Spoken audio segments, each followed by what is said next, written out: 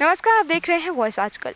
आज हम आपको एक ऐसी शख्सियत से रूबरू करवाने जा रहे हैं जो कि शिरडी साईं बाबा के भक्त हैं, जिनकी शिरडी साईं बाबा को लेकर बनाई गई मूवी को राष्ट्रपति द्वारा सम्मानित भी किया जा चुका है, जिसके बाद अब वो अपनी एक नई डिवोशनल कंसेप्ट लेकर सबके सामने आ रहे हैं।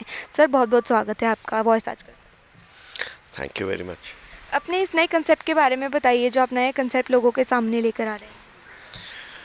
ये नया कंसेप्ट नहीं है, ये पुराना ही है, बट आजकल ये सोशल मैसेज है और उस संत की कहानी है जिस संत ने इस धरती पे 38 साल में मानवता का प्रचार किया, राजपूतों में दिखाया कि झूठी शान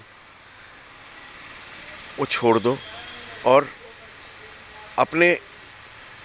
अपनी जो मानवता का जो काम है वो करो, अपने आप को सीरियसली मत लो। क्या नाम है उनका, किस संत के बारे में क्या पूरी? रामसा पीर, जिनकी पिक्चर फिल्म आज रिलीज़ हुई है पंजाब में, आज चंडीगढ़ में रिलीज़ हुई है, अगले हफ्ते जलंधर, फिर अमृतसर में रिलीज़ हो रही है। और ये संत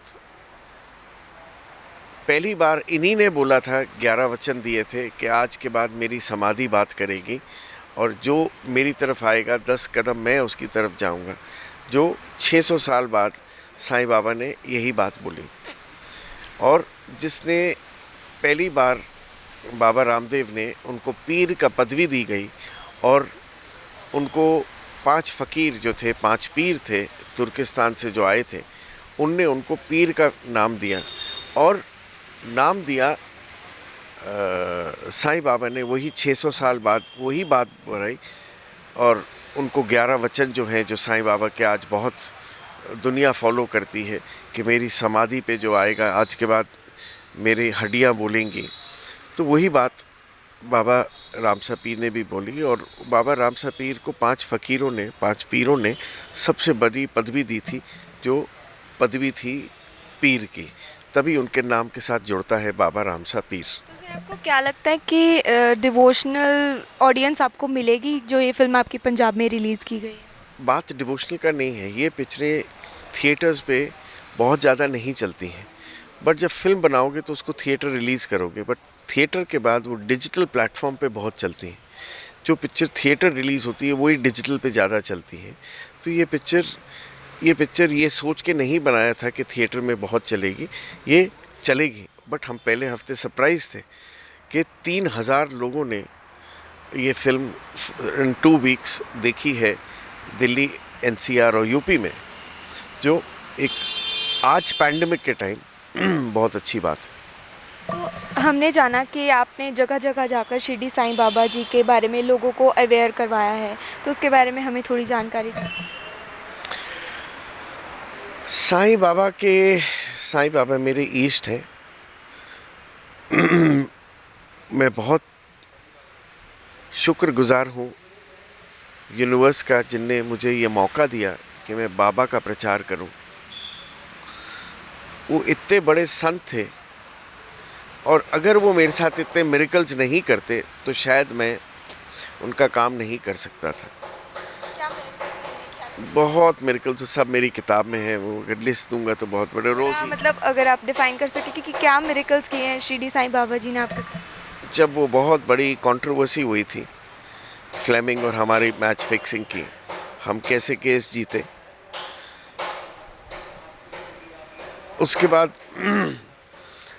कैसे उसने पैसा दिया और सब कुछ ले लिया और फ़कीरी की राह पे चलाया, और उसके बाद उसने दिखाया कि तू अगर मेरा ज्ञान बांटेगा तो लोग कैसे ठीक हो रहे हैं। आज दिन के 300-400 कॉल्स आते हैं डेली, और वहाँ से लोग कैसे ठीक होते हैं हमें खुद नहीं पता। किस तरह का आपका कनेक्शन रहता है लोगों से? लोग जो सोचते हैं वो बाबा की ही छवि देखते हैं अंदर, और वो सोचते हैं कि यही बाबा से बहुत क्लोज़ है और हमारी पीड़ा जो है यही दूर कर सकते हैं।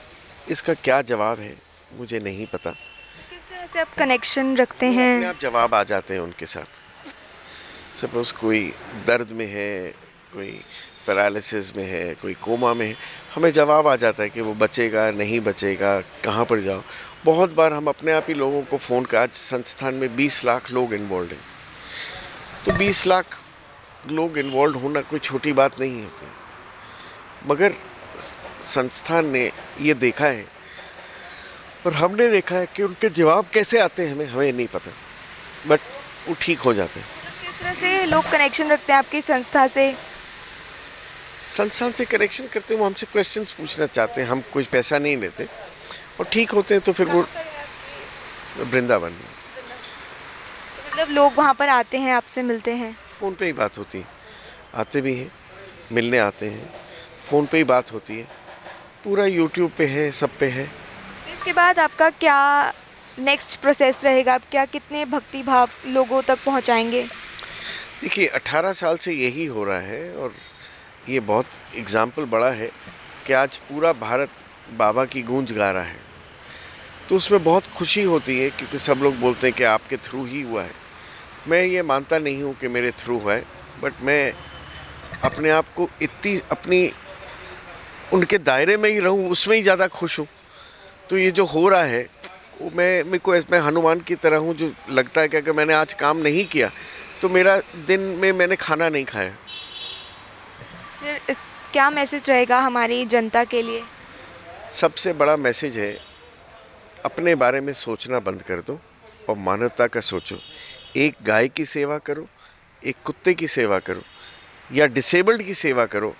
इनको अगर आपने अडॉप्ट कर लिया, आप ज़िंदगी में कभी पीछे नहीं हट सकते। हम और भी लोगों से आपको रूबरू करवाते रहेंगे।